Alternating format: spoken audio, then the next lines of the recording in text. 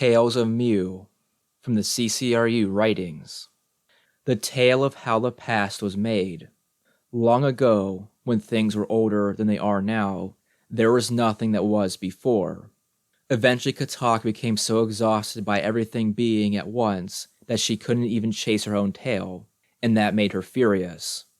She was so angry that, without mentioning anything to a dub, she asked Murmur to help her bury time under the sea.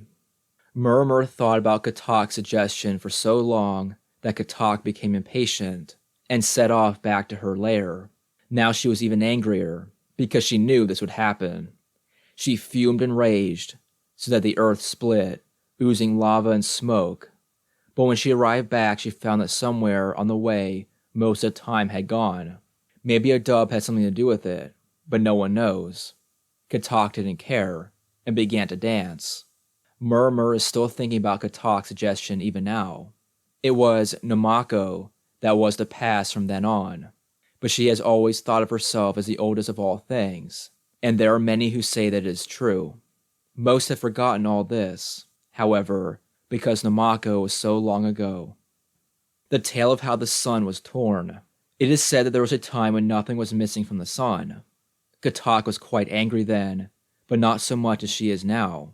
This is because whenever anything needed to drink from the sun, it would ask Katak for permission, and every day she became more proud. In truth, Katak shares the sun with a dub, and some say that when it dies each night, it hides with Murmur in the world of shades. But Katak pretends that it is all hers, and a dub, who is very shy, doesn't seem to mind. In those days there was a sun king on earth, who raised vast temples to Katak, and every day Katak would visit the temples and be worshipped there, whilst the sun blazed overhead, complete. One day, however, Katak found the temples charred and broken, the Sun King dead, and the sun, which still burnt above, was spotted with loss. Katak roamed around the whole of time to catch the thief, but eventually returned, finding nothing but scorched marks from the stranger's flight. These had become so confused with their own tracks that she gave up her hunt. In a rage, spinning and howling, she spat furiously.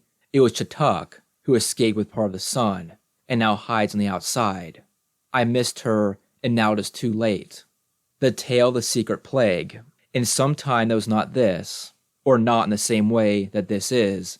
It is said that a disease arrived on Earth from between the stars, that it was so cunning no one ever knew they were sick, and that it was the first thing from Mumamix. No one who knows about Mumamix doubts that this is her way of things, and that is why she is called the Mist Crawler. But it seems that for a long time, only Murmur knew she had arrived at all, and Murmur never said anything about it. Eventually both Katak and a dub, each in their own way, found out that things were different somehow, because of the way they were working out, although the change was very subtle. It was then agreed that Mumamix must have arrived long ago, but no one had any idea what to do about it.